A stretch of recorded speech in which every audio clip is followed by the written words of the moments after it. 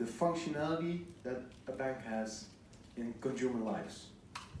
They're the light beacons for boats, so the boats might then be the consumers. I'm also thrilled to be here, and it's really funny that you said it all needs to be digital. That man that lost his, what was it, credit card, debit card? That problem, I don't have that anymore since a couple of months, because I'm wearing a wearable, a ring, and a bracelet. It has some limitation because of the fact that it has a day limit of 50 euros, so that's why I have two. But we're in a pilot, so we're experimenting with 500 customers with ABN AMRO on how these new technologies could be used for our consumers. So I don't wear a wallet anymore, and I can tell you it's pretty convenient. I now only have my cell phone and these wearables. So I will shortly introduce myself. I'm a digital strategy manager at the corporate branding department, responsible for all the digital channels that we have for our corporate branding and communications. If you have any questions, don't email me, because I'm out of office. You can either tweet me or send me a Snapchat. My username is GVDVen. So if you have any questions, I will answer them over there. Does anyone recognize this image? Someone? Is it from the movie with the tsunami? Yes, it is. This was exactly my face 5 years ago when I started at ABN AMRO. Because due to the rapid development of technology, of digitization, we are facing, as a financial industry, we're looking towards a tsunami. Last week, I also said we might even be in the middle of the eye of a hurricane because it's silent, and silence before a storm is never good. But if you're in the eye of the hurricane, it's also silent. So yeah, where we're at. But the thing is, what this image represents is we're at that stage that we need to make a choice, a strategic choice.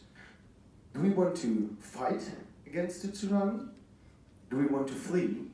Or are we going to die? Those are the three basic human life options you have facing a tsunami, but that's also the choices we have as banks or as financial institutions. Are we going to fight? Who's willing to fight? Oh, not many enthusiastic people. Are you going to flee then, or are you dying? Okay. Because if you're dying, then we're on the forenight of a Kodak moment. Because Kodak was on his top of growth in the years of 1997. And they didn't innovate. They had a really, really good product. It worked. But they didn't look around on what was happening around them. For the same fact, they could have been the ones who invented Instagram, now one of the most popular social media networks in the world. But that's the thing with change, right? It's really hard if you're working in a company and see developments and things around you to really grasp and get a hold on what you need to do to innovate or to change the course and the strategy of your company.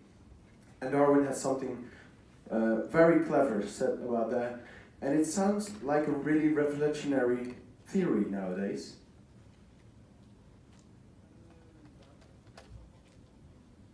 So what I want to talk to you today is the only word I've heard in the last 5 years at ABN AMRO is what is the return on investment in everything I did. Digital, on social media, everybody asks me, okay, what's the business case, Jeroen? How are we going to earn money with that?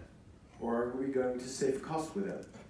I know, that's important, but that's not the most important part of investing in innovation. Because you can calculate what the risks are of financial and profitability loss if you don't do nothing and just sit on your ass. So that's the thing that I would like to discuss today is everybody aware enough of the fact that if you do nothing or don't react or act quickly, what the risks are? And I know it's difficult because we're facing within large corporations as banks. This is the culture, this is the hierarchy that we're facing, right? We have a chief ID killer on top, and the manager for new innovations and growth is still vacant.